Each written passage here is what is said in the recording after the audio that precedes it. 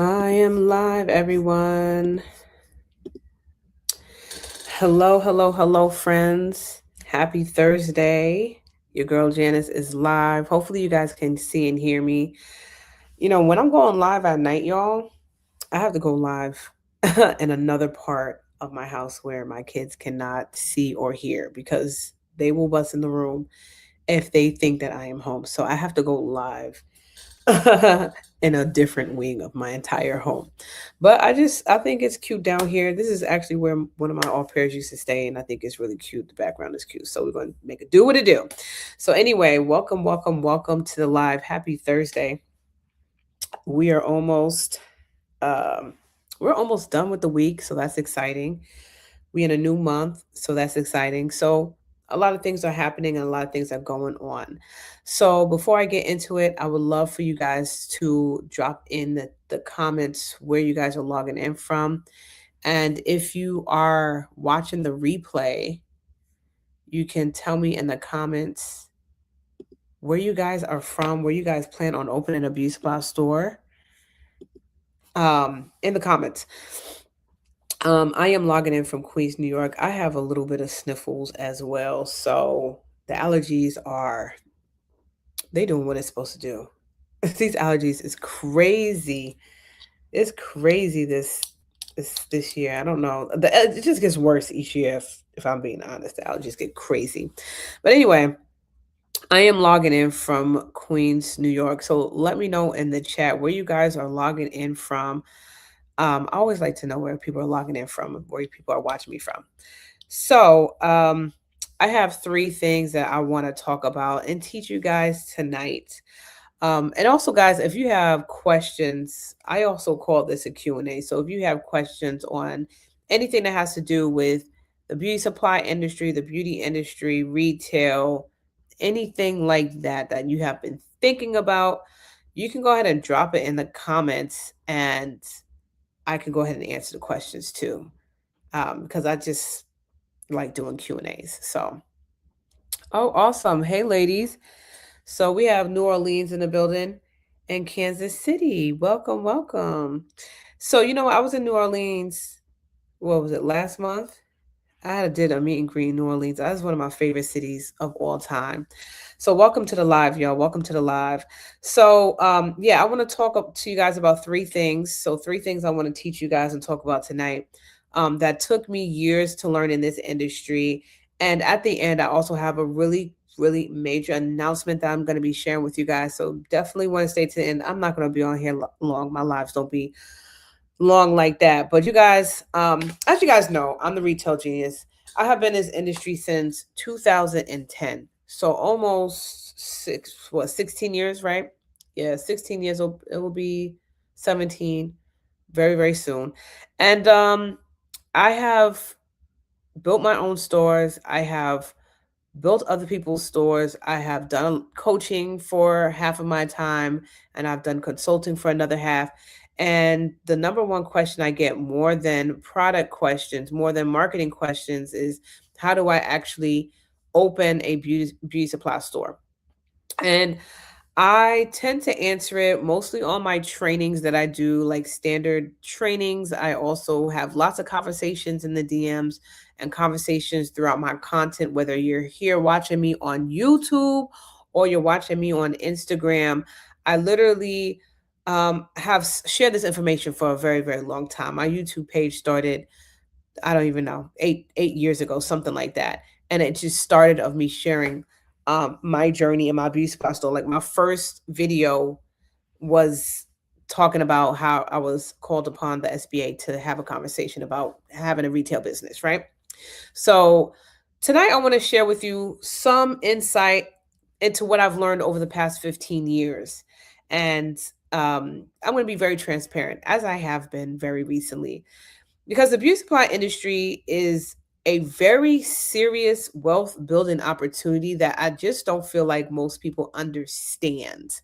And a lot of the information out there or on YouTube is very general basic information or just incorrect, right? So I want to give you guys a few things that I wish someone would have told me when I was getting started and just some general things that you may want to be thinking about if you're someone who wants to actually get into the industry, right? So the first thing I wish someone told me when I was getting started is that you do not need a perfect credit score or a huge savings to open a beauty supply store. This is probably one of the biggest things, right? Because funding is a huge obstacle. And if you believe that you have to liquidate your 401k or use your savings or use whatever money you have to open a beauty supply store, I'm going to tell you right now, you don't need to do that. I opened my first store by liquidating my 401k and getting investments from some of my family members. But liquidating that 401k is not something I need to do. I really wanted to take out a business loan. And I felt like because I didn't have like this perfect credit score that I wouldn't be able to qualify. So I didn't even look into it. I didn't even do any type of research to get a loan. And fast forward to now where we help Black women get funding and we got 1.5 million in funding for Black women. I know now that I could have done things differently. I don't want to say mistake. I'm trying to avoid saying mistake, but I could have done things differently and I would have definitely had a different, better result, right? And so the funding landscape for business owners is completely different from personal financing, right? When you establish your business entity and you do it the right way, which again was a mistake that I did when I got started. When I got started, I did not set up my corporation. I did a DBA. I don't even know where I got that from, but I did a DBA. I did the paperwork. I did a DBA. Well, I know where I got that from. I was selling to hairstylists, and I was selling on I was like setting up tables and I was kind of selling, you know, out of my car. And that's where I got the bright idea to do a DBA. And so because I did a DBA, I did not have EIN number. I didn't have all the things I tell you guys to get. Okay. The proper way of doing this and the proper way of setting up your business legally is for you to form your LLC or your corporation. And then from there, you would get your EIN number from the IRS website.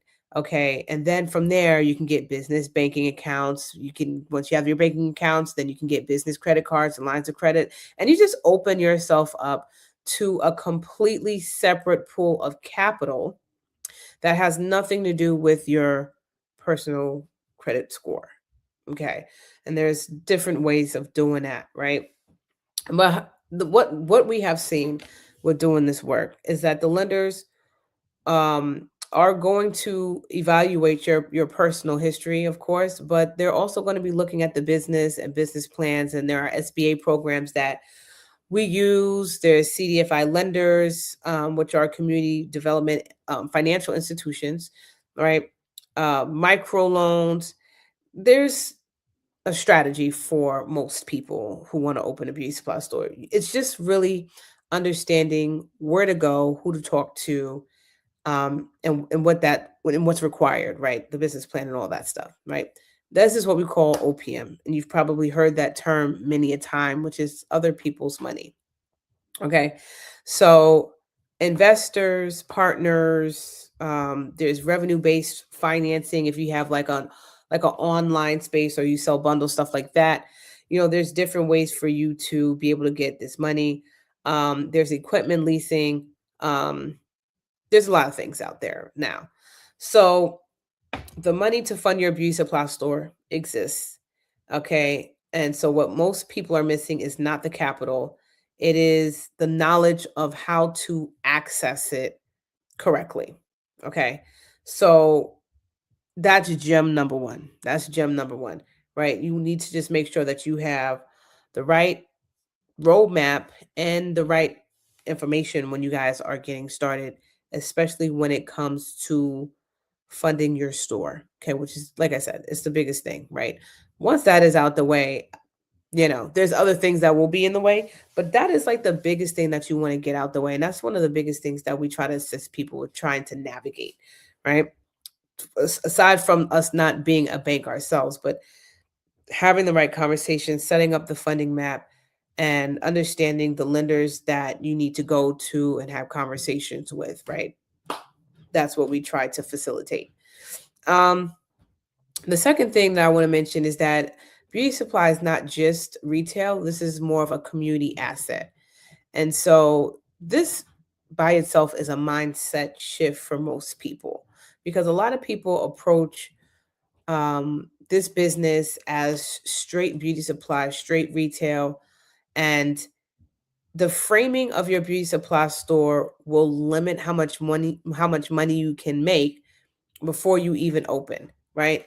And so here's the bigger picture. Here's the numbers. Black women in America spend over 9 billion annually on hair and beauty products, right? We are like the number one consumers, okay? Okay, that's not a trend, right? This is reoccurring, culturally driven, community rooted economy that's driven by Black women, primarily by Black women. And so these stores that are Asian owned literally have historically been dominating this market in this industry. And so it's now time for Black women to actually understand that when we build our community driven stores, like my store was a community driven store, everything in my store was something that someone in my community asked for, right? It was based on the data that I collected when I was selling out of my car, okay? And so this is what it means to have a community driven store, right? A store that is rooted in the community, has no competition. And this is exactly how you want to go about building your stores, okay? Our dollars, just think about this, guys, right? Our black dollar in our community does not stay very long once we get it. The dollar in the Jewish community circulates 20 times before it leaves. The dollar in the Asian community circulates 14 times before it leaves. In the black community, the numbers, it was something like less than an hour before it leaves. And we have to be able to change those numbers by owning actual assets within our community, by owning the block. I did a video, I did a little skit the other day about owning the block. And this is how our black dollar can circulate in our communities when we go from manufacturing to retail to consumer, right? You're going from your black owned beauty products, which we know, love, and trust, to your black owned beauty supply store, to the black consumer. That is how we strengthen the circulation of the dollar in the black community. Okay. And so this is one thing that we have to have in our minds when are building our beauty supply stores, is that we want to build a store that is rooted in the community. Okay. Because this deserves, and black women deserve for this to be done right. We deserve high level, high end beauty supply stores, beautiful, safe, luxurious spaces that we can feel safe shopping in, that we can have conversations, that we can have experience, and that we can have community. Okay, that is gem number two, creating that community. Um, and then the third thing, y'all, is understanding that ownership and operations are two different titles, two different jobs. And a lot of times when I speak with people like on my consults and calls like that, and they want to open a beauty supply store, but I already have a career, or I already own other businesses. Um, I don't have time to be behind a register. I don't want you to be behind anybody's register. I don't want you to sign yourself up for a second job. I would never want anybody to do that. I don't want anybody to be behind anybody's register. Okay. Because when we are setting up stores for people, we are not just setting up a brick and mortar space. We're setting up an asset that can be able to run on its own, right? You want to teach this baby how to walk on its own. You want to create a real business, not a mom and pop beauty supply store. Okay. So understanding that right there, there's a fundamental difference between owning a business and operating one. And we don't want you to be the one that's operating the register. We want you to be the person who's behind major decisions, marketing, accounting, inventory, being the buyer of the business, right? Those are things that is going to help you scale your stores when you continue to sit in the seat of a CEO, not as someone who is going to be ringing people up behind a cash register. I don't want to never see you behind a cash register unless it's your grand opening and you are taking pictures. Okay? But on a day-to-day basis, you need to be in the driver's seat of this business because once you are behind that register, everything else that needs to happen in that business is going to halt because you're ringing somebody else. You're ringing people up. You're doing a job that someone who is in high school or college could be doing for you. Okay. And so if you are an investor, right, you want to make sure that when you are setting up your stores that you have the proper systems and that you have the proper people in place so this business can run and make you the money that you want it to make. Okay. And so y'all, I have been working and building something for several months now. It is going to be a complete game changer for those who want to invest in a beauty supply business. I am really excited about what's happening with my new company and the restructuring of my company. And I am going to be launching it very, very soon. I'm going to be launching it privately first, though. So I have, um, because I want to launch it privately, I have a list for you guys who are interested in joining this live launch of what I've been working on for a long time. And this is really just going to change the way we open stores, and it's going to get you there faster in a more efficient way with a super, super solid team behind you, the dream team behind you. And so, if this is something that you've been wanting to do and you've been wanting to work with me and my team, this is going to be the next best thing for you. So, I'm incredibly excited about it. I have been talking about it on my Instagram for a while. If you're on my Instagram, y'all know I've been talking about this for not for a while, a little hot second, but I've been doing a lot of creative things. If you guys are not following me on Instagram, by the way, my Instagram is at the Retail Genius, and it's popping over there. It's popping over there. So go ahead and follow me, guys. I just dropped the link for my wait list for you to have a first front row seat at this launch and hear it from me first. I'm going to be doing a little private launch party. So I'm inviting everyone who's in my tribe to this launch party. I'm so excited about it. But I'm inviting everyone in my tribe to my little launch party. So there's the wait list for you guys to be invited to my launch party, which is going to be happening very, very soon.